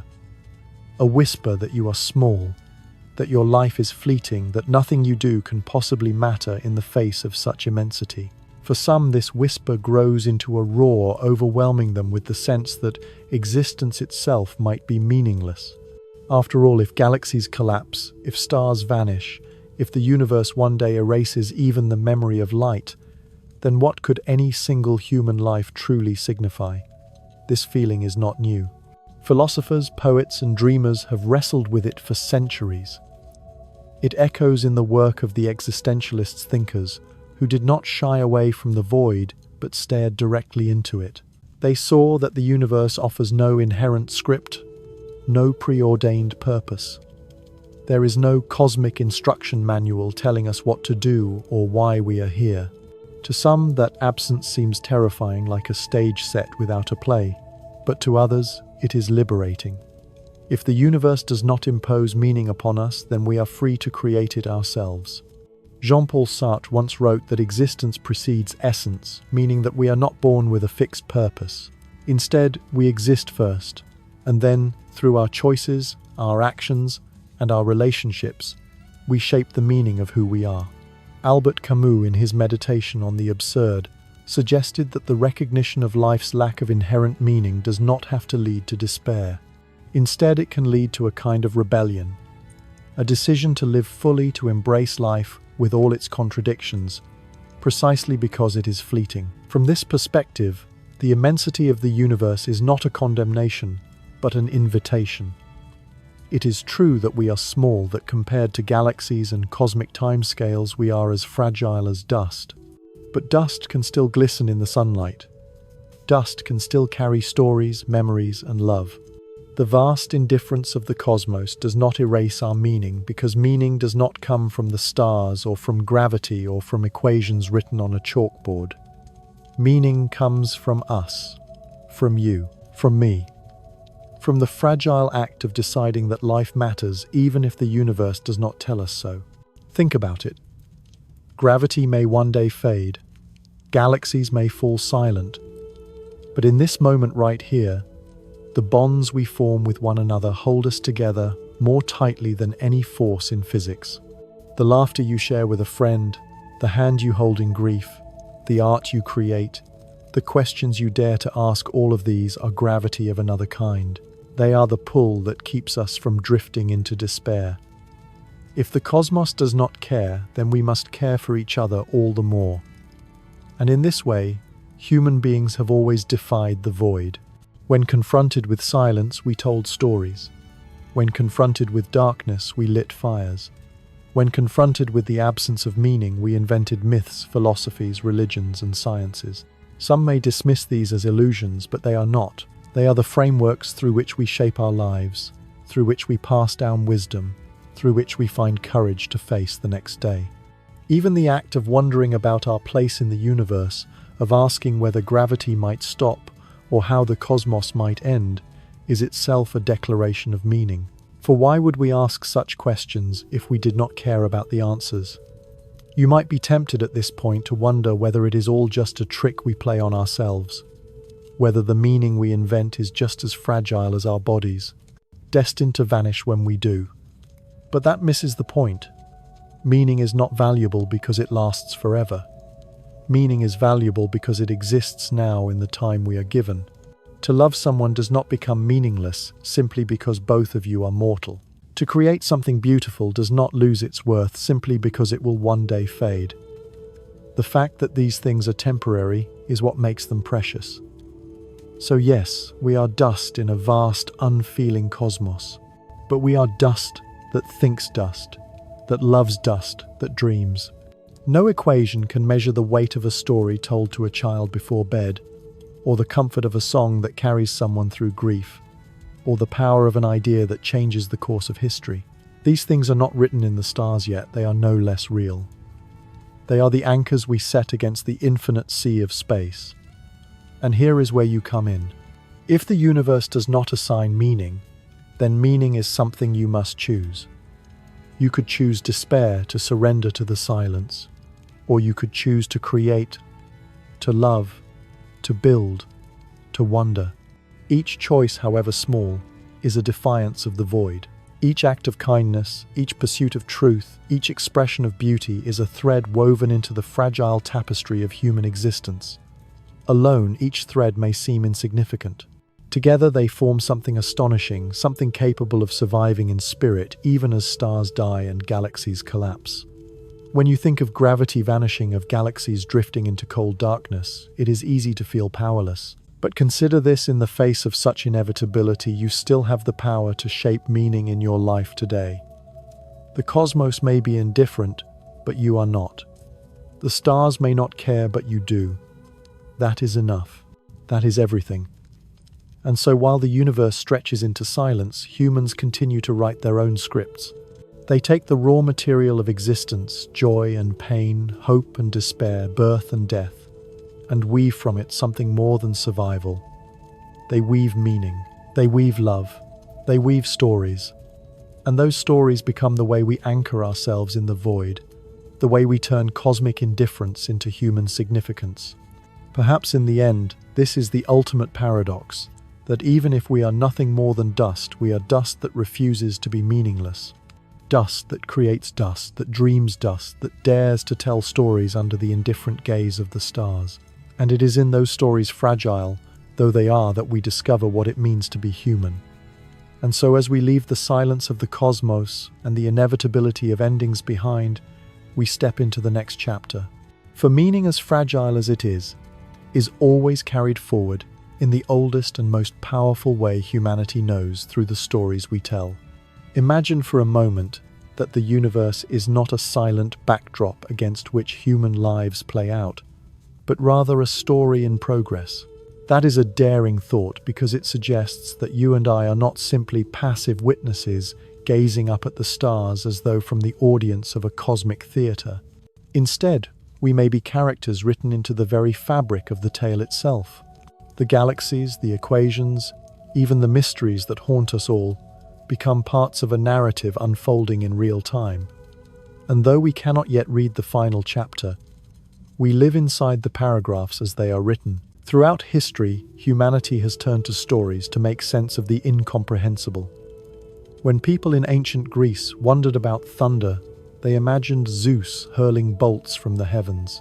When early societies pondered the origin of the world, they spun myths of cosmic eggs or primordial battles between gods and chaos. In the Hebrew Bible, creation is spoken into existence through divine word. In the Rig Veda, the universe emerges from sacrifice. These were not primitive misunderstandings as we sometimes condescendingly assume today. They were early attempts to frame the infinite in language human beings could live with. They were stories, yes, but stories were how people carried unbearable mysteries without collapsing beneath them. As time went on, the stories changed. Science rose to replace the myths with equations, experiments, and theories. But even now, listen closely, and you will hear the narrative beating beneath the math. Cosmologists talk about the birth of the universe, the death of stars, the fate of all existence. They speak of expansion and collapse of energy that no one can see, of gravity that bends space as though sculpting the plot of reality itself. They use metaphors like fabric and ripples, borrowing the tools of storytelling to express the otherwise unspeakable. Science at its heart is another way of telling the universe's story this time. Not in the voices of gods, but in the language of measurement. But just because the story has shifted does not mean it is finished. If gravity appears to falter in distant space, that does not mean the book has ended. It may mean only that we are on a page where the text is hard to read, or that we are standing at the edge of a chapter whose full shape has not yet been revealed. The idea that gravity might stop, or that dark energy might be tearing the cosmos apart, could simply be foreshadowing hints of a plot twist we have not yet encountered. Like all good stories, the universe keeps its suspense alive by holding back answers until the moment we are ready to receive them. Here is where you come in. You might feel like nothing more than an observer, a small consciousness overwhelmed by cosmic mysteries. But in truth, every question you ask is part of the story. When you look at the night sky and wonder why the stars shine, you are participating. When you imagine whether the universe could end in silence or flame, you are shaping the way humanity interprets the next chapter. You are not sitting in the audience, you are on the stage. Your curiosity, your willingness to wonder, is a line of dialogue in the script of existence. It is tempting, of course, to wish for certainty, to want the story told in full, neatly concluded with no loose ends. But what if the unfinished nature of the universe is what makes it compelling? A completed story, after all, no longer grows. It has nowhere else to go. The universe with its unanswered questions remains alive precisely because it resists closure. Like a novel that stretches endlessly onward, each generation turns the page and finds new characters, new mysteries, new conflicts. The missing explanations are not failures, they are cliffhangers. And perhaps this is why humans return again and again to myth and metaphor, even in the age of satellites and particle colliders. We crave coherence. We want the fragments of knowledge to align into a narrative we can follow. Without that, the infinite would swallow us whole. It is not weakness to tell stories about the cosmos. It is survival. It is the way fragile beings of flesh and bone resist the cold indifference of space. By telling the universe as a story, we transform it from chaos into meaning, from silence into song. But here is the unsettling twist. Not all stories are comforting. Sometimes what begins as a tale of creation turns into a nightmare. Myths speak not only of births, but of floods, fires, and apocalypses. Science, too, offers endings that chill the heart. Universes that collapse into nothingness, or stretch so far apart that even atoms lose their hold on one another. If the universe is a story, then perhaps we must admit that it is not only a comedy of light, but also a tragedy of entropy. And yet, even in tragedy, there is meaning. Even in the knowledge that one day the book may close, there is beauty in the act of reading, in the act of living the lines given to us. So what are we to do standing here in the unfinished chapter? We could despair, throw down the book, declare it meaningless, or we could lean closer, turn the page, and dare to see what comes next. The story is not yet over, and as long as we breathe, we are part of its unfolding. The universe may not be written for us, but it is written with us inside it, and that alone is extraordinary. Perhaps someday, far in the future, someone, human or not, will look back and see this age as only the prologue, the opening act of a narrative still unfolding across eons. Perhaps the mystery of gravity halting or dark energy surging will seem to them like the early hints of a truth we could not yet fathom. But for now, we live within the mystery, inside the sentences that have not yet reached their end. And that is not a curse. It is the essence of being alive. Because if the universe is a story, then we, fragile as we are its living words. We may not yet know the ending, but we are here to turn the page even when the story grows dark. And sometimes, as every reader knows, the most unforgettable stories are the ones that dare to haunt us.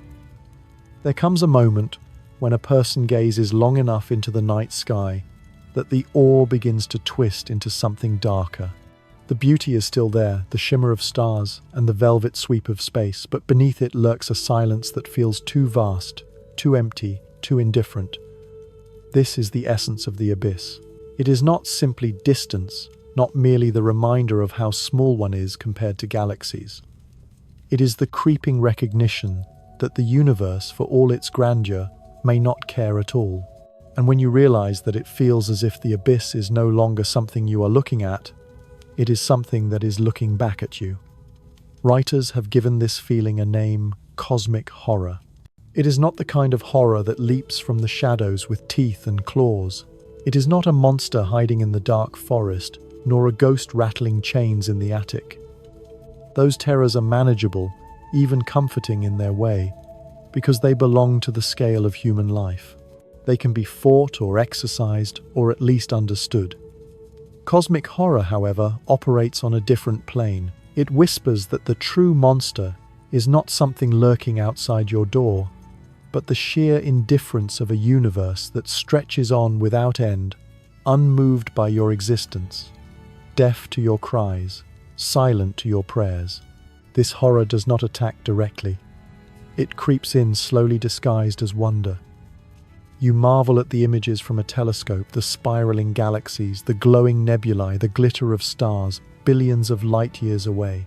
But then a thought intrudes, subtle but sharp. All of that light comes from places that may already be dead. The stars you admire may have burned out eons ago. The galaxies drifting apart may never touch again.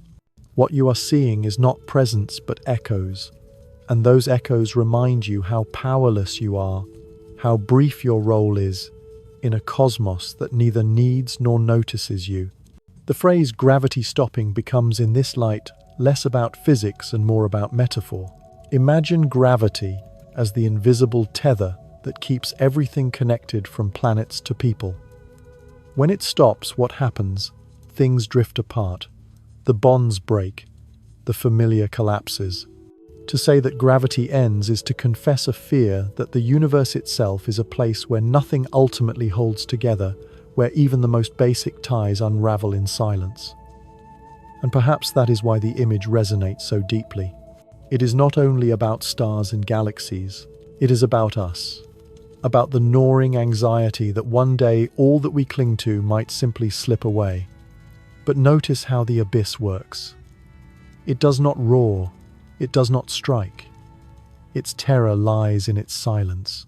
You might expect a great cosmic revelation to overwhelm you with spectacle, with flashing lights or thunderous sounds.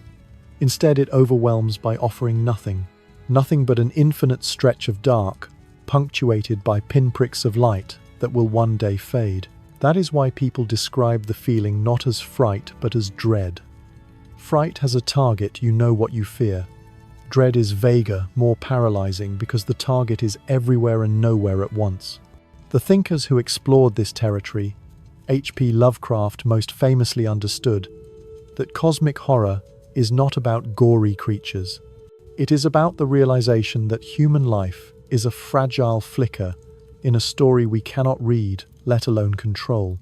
Lovecraft imagined gods so vast that they never even noticed us, and that was precisely the point. The terror lay in the indifference.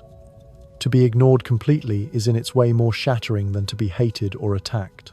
And when you look at the night sky long enough, you begin to feel that same indifference pressing in. The stars do not rage against you. They simply do not care. This realization is not merely literary. It becomes a kind of philosophy, one that can either paralyze or liberate. When people confront the abyss, some recoil. They feel the cold weight of insignificance, the futility of meaning, and they shrink into despair. Others, however, take a different path. They recognize the abyss but refuse to bow to it. They accept the indifference of the cosmos, but in that acceptance they find a strange kind of strength. If the universe does not give us meaning, then meaning is something we must forge ourselves. It is here that the metaphor of gravity breaking apart reveals its double edge. Yes, it can symbolize disconnection, the unraveling of bonds, but it can also symbolize freedom. If nothing holds us, if the universe truly offers no anchor, then perhaps we are free to define our own course, to craft our own gravity through the stories, values, and connections we build. The abyss stares back, and in that gaze we realize that the burden is ours to create significance, where none is given to choose courage instead of despair. I ask you to linger in that thought just for a moment. When you look into the dark sky, do you feel fear or awe? Maybe both. But imagine what happens if you allow that fear not to paralyze you, but to sharpen your resolve. Imagine saying to yourself, yes, the abyss is vast, yes, it is indifferent, but here I am. Here I choose to live, to create, to love, to wonder. The abyss may not notice, but that does not matter. You notice. I notice. We notice. That is enough. The confrontation with cosmic horror is not a one-time event. It recurs again and again whenever you are reminded of your smallness, whenever you feel the silence pressing in. Each time you are faced with a choice. Will you let the dread hollow you out, or will you stand and face it? The abyss may be unyielding, but you are not powerless. The very act of choosing how to respond becomes an act of defiance, a spark of light against the darkness. And perhaps that is the most profound twist of all. The abyss does look back, but it is not with malice. It is with emptiness. The gaze you feel is not a cosmic predator staring you down, but the mirror of your own consciousness, reflecting into infinity. The horror is not the abyss itself, but what it awakens inside you. And if you can face that, if you can stand before the indifference of the universe and still choose to live fully, then you have already done something remarkable. You have answered silence with song. So here we stand, you and I, looking into the same darkness that terrified ancient shepherds and fascinated modern scientists. The stars burn cold, the distances are unthinkable, the silence unbroken. The abyss looks back, yes, but in that gaze lies a question: will you tremble or will you rise? Because in the end, that choice, your choice, is the one thing the abyss can never take away. And sometimes that is enough to light the darkness. What if the very thing that once seemed terrifying was in truth a kind of liberation? Imagine carrying for years the assumption that the universe owes you something. That meaning is a gift waiting to be uncovered, like a hidden treasure, buried beneath the stars. Then one day you are told a different story. The universe does not hand you meaning. It does not whisper a grand plan. It does not bend its laws of physics around your desires. At first, this revelation feels devastating, like a curtain pulled back on an indifferent stage. But look closer. The absence of pre-written meaning is not a punishment. It is freedom, pure and absolute, the invitation to create.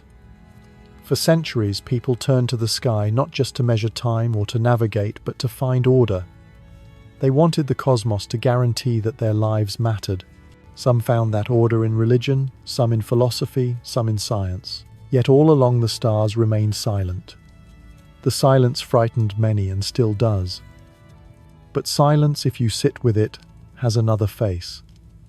It becomes a space in which you can breathe, a canvas onto which you can paint. Meaning does not arrive from above, it grows outward from within. This is where the metaphor of gravity finds its transformation. Earlier, we imagined a universe in which gravity stopped, where bonds were severed, where everything drifted apart. But in the human world, bonds are not dictated by cosmic forces alone. You do not need eternal gravity to connect. You connect through memory, through affection, through shared laughter, through the fragile but luminous thread of care. These bonds are not infinite in scope. but in their own way they are stronger than gravity because they are chosen. Think of love. It is not required by the laws of physics, and yet it pulls people together across distances that should feel unbridgeable. Think of memory. It stitches the past into the present, creating continuity where none is guaranteed. Think of knowledge. It links one mind to another across time, and cultures, creating a web of ideas that survives even after the individuals fade. In a cold and indifferent universe, these acts of connection are radiant acts of defiance. They say we may not be given purpose, but we can give purpose to each other. If cosmic horror tells us we are small, existential courage reminds us that smallness is not the same as meaninglessness. A grain of sand is tiny, but placed in the right context, it can hold an entire story of winds and waves of time and transformation. Likewise, a single human life may seem negligible against galaxies, but within the span of that life, there can be worlds of kindness, creativity, and wonder. And if you lean into that perspective, the vastness of the universe no longer diminishes you. It frames you, highlighting the improbable beauty of your existence. Learning to live in a cold universe is not about pretending the cold is warmth. It is about acknowledging the chill, then deciding how to live within it. Instead of recoiling from the abyss, you allow yourself to breathe alongside it. Imagine stepping outside on a winter night, the air sharp, your breath turning visible. The cold does not vanish, but you find a rhythm within it.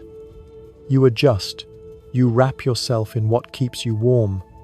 You marvel at the clarity of the stars overhead. The darkness remains, but so does your presence within it. That is the essence of this new perspective, not escape, but coexistence. This is where fear transforms into meditation. Instead of trembling before the cosmic void, you sit with it quietly and let it teach you something. The void says nothing lasts forever. You respond, that is why I will cherish what does. The void says you are small. You respond, then I will savor the miracle that smallness even exists. The void says, I am indifferent. You respond, then I will choose to care fiercely and deliberately. This dialogue does not erase the abyss, but it changes your relationship to it. What once felt like an enemy becomes a silent companion. And here is the paradox. The very knowledge that once fueled despair becomes the seed of liberation. If the universe does not dictate meaning, you are free to create it. If no eternal law guarantees connection, then each connection you make is infinitely precious. If the future holds silence, then every word you speak now vibrates with importance. It is not despair that remains, but gratitude. Gratitude that in this vast, indifferent expanse, you had the chance to feel, to think, to love, even for a moment. So I ask you, what if the coldness of the universe is not a verdict but an invitation? What if the abyss is not a threat but a mirror, showing you how much power you have to create significance where none is given? Sit with that thought. Do not turn away too quickly. Let it settle, let it challenge you. Because if you can accept that nothing beyond you guarantees meaning, then the meanings you build become even more authentic.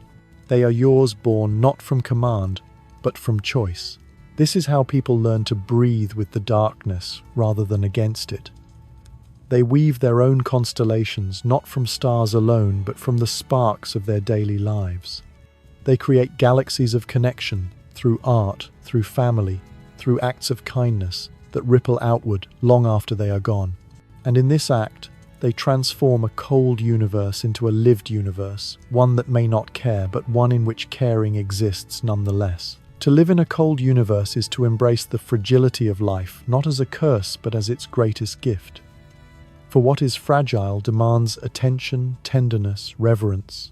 A flower that blooms for a day is not less beautiful than one that blooms for a year. Perhaps it is more so because its brevity sharpens its splendor. Likewise, our fleeting presence in this vast cosmos heightens its wonder. If we were eternal, we might take it all for granted. Because we are not, we see with sharper eyes, we love with fuller hearts. And so the journey bends toward a quiet revelation. What once seemed terrifying, the silence, the indifference, the enormity becomes the ground upon which courage, creativity, and compassion can stand. The fear that once paralyzed now opens into freedom. You and I, fragile as we are, carry within us the power to give meaning where there is none to shine, where darkness reigns. And perhaps when all is said and done, that is the greatest act of resistance and the greatest act of beauty. For when the story draws near its close, one truth remains: it is not permanence that makes something valuable. It is transience. It is the fleeting spark, the fragile bond, the breath that fogs the window and disappears. That perhaps is what makes life not only bearable in a cold universe, but luminous. And as the final chapter approaches, you may realize that what you once feared most, the fragility of existence, was the very thing that made it worth living at all. What if meaning is not found in eternity at all, but only in the fragile, fleeting moment we are living right now? That question lingers like an echo at the end of a long journey, a journey that began with an impossible thought: experiment.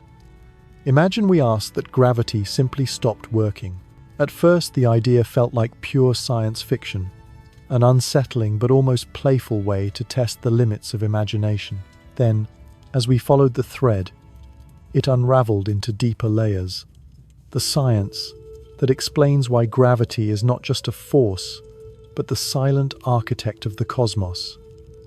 The philosophy that wonders what it means to live in a universe that may not care. The unsettling chill of cosmic horror. And finally, the delicate possibility of finding freedom in the very absence of guarantees. And now, standing at the edge of this thought experiment, we arrive at a truth both sobering and luminous. The universe does not need you. That much is clear. It does not pause to acknowledge your struggles. It does not bend its trajectory because of your dreams. It does not arrange its galaxies around the importance of your existence. It has carried on for billions of years before you, and will continue long after you are gone. To the stars, your heartbeat is nothing more than a passing vibration, an almost invisible ripple in an ocean of silence. Yet within that silence, something remarkable happens. You need the universe. Not because it was designed for you, but because without it, you would not be here at all. Every breath you take is borrowed from ancient stars that burned and died. Every cell in your body is built from atoms forged in cosmic furnaces. You are not separate from the universe. You are a consequence of it, a child of its violence and its beauty. This realization shifts the perspective. If the universe does not owe you meaning, then the meaning you find is not diminished.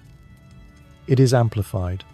When you know that the cosmos could easily have existed without ever producing consciousness, then the very fact that you are here thinking, feeling, longing, is extraordinary. The vastness of the universe does not erase your significance. It heightens it because it makes every fragile moment you have unimaginably rare. Consider how we began with the fear of gravity vanishing. That fear was rooted in loss, in the image of everything falling apart, drifting away, disconnected forever. But as the story unfolded, it revealed something subtler. Even if gravity were to vanish, you would still have other forces holding you. Not cosmic ones, but human ones. The pull of love, the weight of memory, the gravity of a shared gaze, the orbit of friendship and hope. These are not infinite, but they do not need to be. Their very fragility is what makes them powerful. Philosophers of existentialism saw this clearly. They insisted that the absence of inherent meaning is not a void to despair in, but a canvas to create upon. Albert Camus spoke of the absurdity of life, the mismatch between our longing for meaning and the silence of the universe. Yet instead of despair, he offered revolt to embrace the absurd and still choose to live, to love, to create. Jean-Paul Sartre argued that because we are not bound by a pre-written purpose, we are condemned to be free, and in that freedom lies our responsibility. When placed in the frame of a cold cosmos, these ideas are not abstract. They are deeply human responses to an indifferent sky. And so if you look again at the vastness, perhaps you will not see only horror. You may see an invitation. The galaxies may not know your name, but you can still look up at them and whisper your story. The abyss may not care whether you existed, but you can care, and that act alone becomes defiance. You can look at the dark and say, yes, you are endless, but so am I in this moment, because I can feel the weight of being alive. It is tempting to believe that smallness is a sentence, that to be tiny in the face of infinity is to be insignificant. But think carefully. What if smallness is not a verdict but an opportunity? The smaller something is, the easier it is to overlook and the easier it is to lose. That makes it more precious, not less. A fleeting sunset, a single note of music, a fragile heartbeat, they matter precisely because they will not last. Eternity dulls, brevity sharpens. The fragile, temporary nature of life is what gives it edge, depth, color. If you let yourself sit with this, you may begin to see how even cosmic indifference can become a gift. Because the universe does not care, you are free to decide what matters. Because time is limited, you can love fiercely without waiting for guarantees. Because death is inevitable, you can live with more urgency, more clarity, more tenderness. You do not need forever to give your life meaning. You need only this moment and the courage to inhabit it fully. Think of the people you hold dear. They too are brief flickers against the vast night. And yet, does their brevity lessen your love for them, or does it intensify it because you know they are not permanent? And so every second with them glows brighter. That is the secret the cosmos teaches without words, that beauty is bound to fragility, and that meaning is inseparable from impermanence. Perhaps then the point is not to conquer the universe, not to demand that it speak, not to force it into being a story written for you. Perhaps the point is to stand in awe of its silence, and then respond with your own voice, to weave meaning out of your laughter and your tears, to inscribe significance into the fleeting hours of your life. That is what it means to need the universe to recognize that you are born from it, but also to answer it, to echo into its vastness with your own fragile but radiant song. And so as this journey comes full circle, the lesson crystallizes. If one day gravity were to stop, if the foundations of everything you know were to give way, remember this: there is still another force, one just as real, one you have always carried with you. The force of connection. The invisible threads between human beings small and mortal, who nonetheless choose to bind themselves to one another. That is the gravity you create. The gravity that does not fade because it is renewed every time you care, every time you reach across the void and hold someone else in the light of your brief existence. In the end, the universe does not need you. But you, in all your smallness, need the universe not to guarantee meaning, but to make meaning possible. You need its stars to remind you of wonder, its silence to remind you to listen, its immensity to remind you how extraordinary it is to even exist at all. And in return, the universe receives from you something it did not have before: awareness, reflection, tenderness. You may be fragile, but you are also luminous. And perhaps that is enough.